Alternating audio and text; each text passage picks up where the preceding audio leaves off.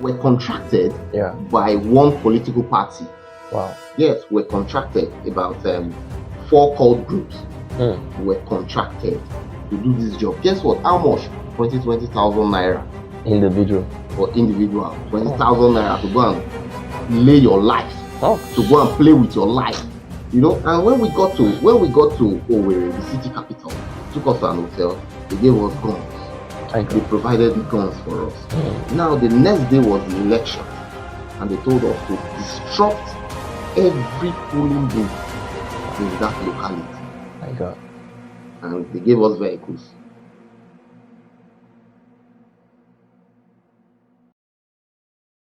We ran into this big building. Everyone were hiding at different places. Now the army, they used the truck, a Tata truck, they pulled down the gate. My God. To tell you the severity of what we did. Indeed. Now they came in, they started bringing out everybody one by one. They saw some things that some of us were using to do thumb printing. So they dragged us out and dealt with us severely first. And then they took us from there. They took us to the traditional ruler's palace, which was still burning. That was when we realized what we have done. The palace was still burning. And then they laid us on the floor. And another round of beating started. My God. You know, there and then, they called the commissioner of police of Imo State. Wow. He drove in. The Black Maria was following. And instantly he came. He said, "Oh, these are the criminals. We are finished."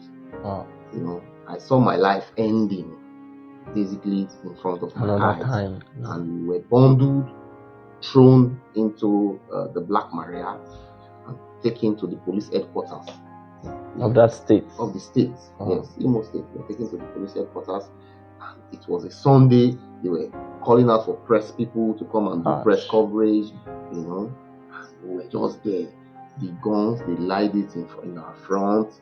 Some amulets and all that. You know, when you watch news, when they catch criminals, those things you see in front, those were the things that was in front of us. Wow. You know, so after a while, they took us to the cell. Inside the cell was another matter again, because we were placed among the condemned criminals. What we saw there was another thing entirely again. My God. So it took us almost a week inside that cell. Now, all this time, luckily for us, the political party we went to work for were pulling together lawyers, SAN, and all that. And so that was how we finally took us to court and we granted bail. I think about 1 million naira then. My God. Individually granted us bail. You know, so after the bail, we were coming to court. Imagine, I told you we were doing exams that time. 1 week. We got carryovers. And that was the second semester. We got carryovers all around. My God. You know, that was on one side. So we're coming to Owerri from Delta State. I would take transportation and go to Owerri for court. My parents did not know about. My God. You know, these are just some of the experiences there. So terrible. And you know, one of the most annoying things of this whole thing is that when you see people like individuals who, you know, want to go into this cultism and the rest of it, most time people don't tend to unveil to them the, you know, disadvantages, you know, that are within it. You see, I just pray that you know, God help our youths these days and, you know, make them to understand things so well.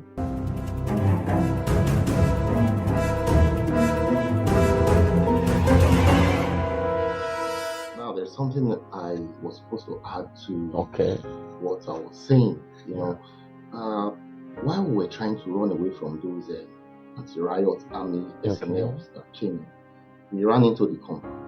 It's okay, how do we get out of this compound? So, okay, let's go through the back fence. And then we carried a ladder and we leaned it against the fence. So one of my friends was ahead of me. So he climbed on top of the fence and there was this barbed wire around the fence. So while on the fence, on top of the fence, his leg actually was inside the barb. Like from here downwards, Wow. was already inside the barbed wire, planning how he can just jump over. down. Yes. You know, so now I climbed to the top and I looked inside the bushes, and then I saw army personnel already in the bushes with their camouflage. Wow. So I shouted, "Oh boy, army did it, army did it." So with that fear, and another guy was actually coming behind me again on that same wooden ladder. Yeah. And then the ladder snapped. My God. When the ladder snapped, the part that was close to the barbed wire dragged the barbed wire. And imagine that guy I told you that his legs was already inside the barbed wire from here downwards. Yeah. The barbed wire dragged his flesh from here, my God, down. My Because God, as he was falling, the barbed wire held grabbed to that place, and his flesh was just dangling from the barbs. My God. And imagine when the army personnel, when they saw him, said, "No, let's not beat this one again." So they just left him. What a terrific sight to behold. Already bleeding. You know, and we were tied. There's My the God. way they tie crocodile. If you've seen a crocodile being tied, we were tied. Our arms were tied like this. Our legs were tied. And then they told us to squat. My God. Now, after we squatted, they now pushed us from back, and we used our forehead to hit the concrete floor. My God. And then they brought out steel rods. Steel rods. And they were using it to beat us. My God. They were using it to beat us. Some came with these their military belts. Yeah. Some came with what we call koboko, horsewhip. Yes. Some came with wires. About these 2 mm, 3 mm wire thickness. That's what some came with, and we flogged. I remember one came with machete. My God. Used it to. He said, "Who is the owner of this house? Who is the relative to the owner of this house?" And one guy identified. He was flogged on his face with that machete. My God. You know, and the thing landed from the ear down to his face. There's still a big scar on his face till date. That's because he harbored you guys. Like he was a close relative of the owner of the house. You know, and actually that was the guy that brought the contract to us, because we were all in the same school. You know, that's just one of the ordeal. And when we were taken into the holding facility, say the prison, that was another ordeal entirely. You know, immediately we got in, we were drilled. My God. Seriously, because we were fresh meat, and these guys, they started beating us. And immediately we got in, first things first, we took our boxers shorts, because we were stripped from the counter, and then we were left with boxers. And then they took the boxers from us, and then they gave us their rotten boxers that they've been wearing for months. Now, that boxers that they took from us is because they've stayed for a while in the holding facility with just one boxer.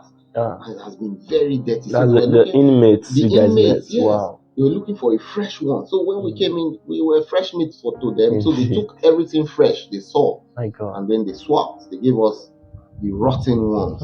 If you saw the way the condition our skin were at that time, you cry. Because after staying there for a week, it was something else.